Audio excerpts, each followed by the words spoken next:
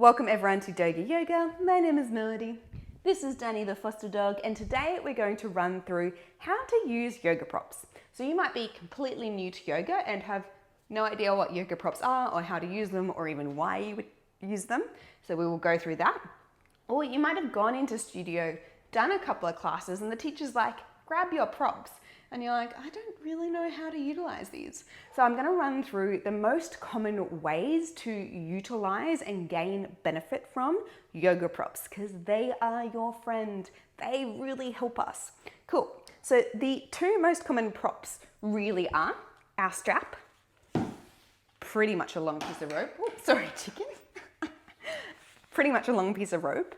And our strap really helps us lengthen.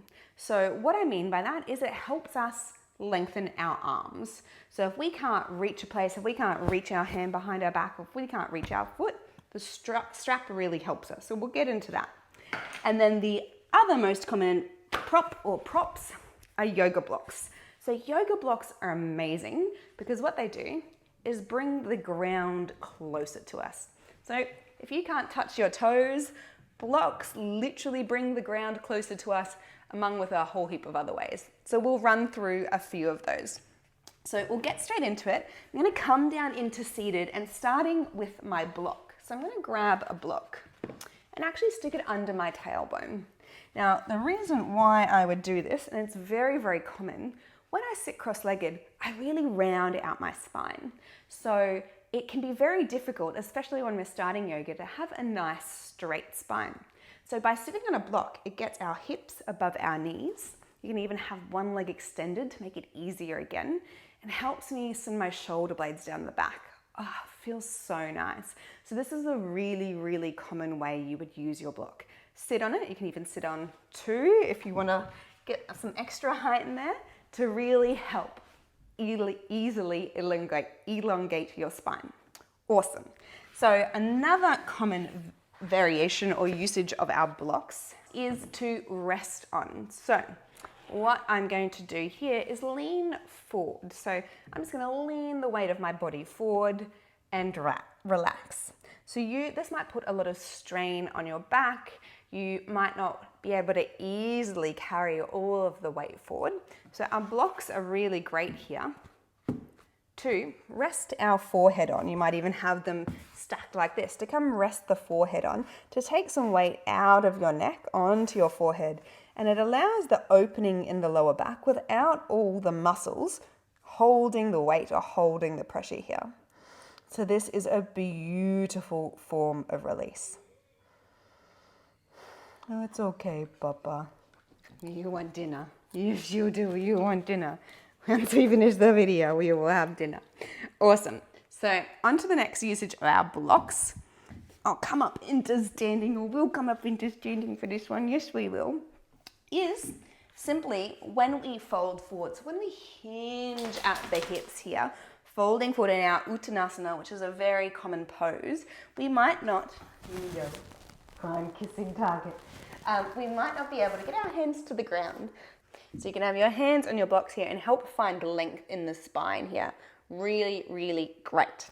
Now, I'll let Danny walk out of the road. The next thing we can do is place our blocks downwards, and when we step back into a plank or half plank, have our hands up on blocks. This is really great because it takes weight off our shoulders, less pressure, the more pressure is going into our legs. So really great for when we're doing chaturangas or coming up into our upward facing dog. Really great for beginners to bring the ground closer towards our hands and really take strain off our shoulders. Now, if you were stepping into a lunge, if your teacher is asking you to step into a lunge, for example, you get one foot in between your hands, tucking the back toes under, you can lift that back knee or even be on that back knee. It might be really difficult for you to get your hands on the ground. Your belly, your boobs, bending, the hips might be in the way. Don't worry, we've all been there, I have been there.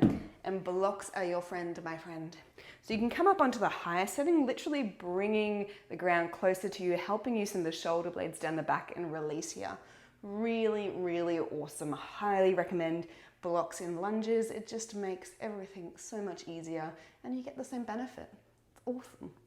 So if you want to walk the blocks back and the hips back towards the heels, you can start to straighten this front leg.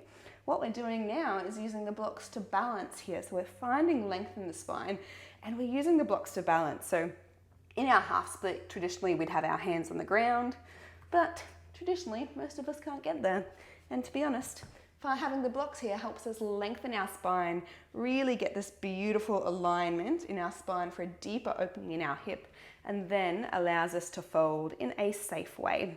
So blocks for balance and bringing the ground closer to you. Awesome.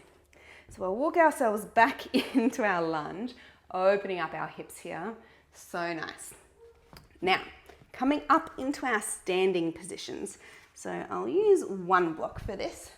So if I am coming into my Trikonasana, a triangle pose, I would have my feet in my warrior two. I would be straightening my front leg, squeezing my kneecap, reaching my front hand forward, and then taking it somewhere. I would be taking it on my calf, my knee, or my block.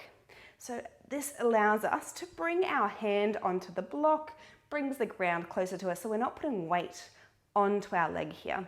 So reaching high here and revolving. So this allows you to lengthen the spine, open up this hip, and revolve nice and easily. Block in triangle is honestly my favorite. I highly recommend. Often people strive to getting the hand really low. Triangle isn't about getting as low as we can. It's having the body parallel to the ground and really opening up this back hip. So go to where feels good. Use the block.